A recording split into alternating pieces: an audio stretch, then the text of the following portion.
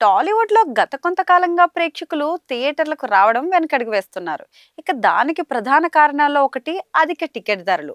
పెద్ద బడ్జెట్ సినిమాలు, star hero సినిమాలకు టికెట్ రేట్స్ పెరగడం ఓకే కానీ, మధ్య తరహా సినిమాలు, డబ్బింగ్ చిత్రాలు కూడా అదే బాటలో నడవడంతో ఫ్యామిలీ ఆడియన్స్ థియేటర్ల వైపు అడుగులు వేయడానికే భయపడుతున్నారు.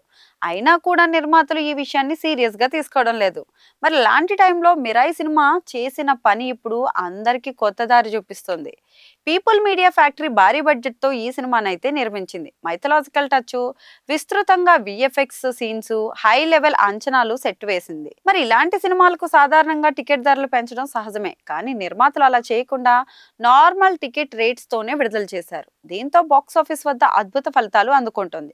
ఇక సెప్టెంబర్ 12న రిలీజ్ అయిన మిరాయ్ పాజిటివ్ టాక్ తెచ్చుకున్న తర్వాత టికెట్ ధరలు అందుబాటులో ఉండడంతో ఫ్యామిలీ ఆడియన్స్ థియేటర్లకు లైన్ కడుతున్నారు.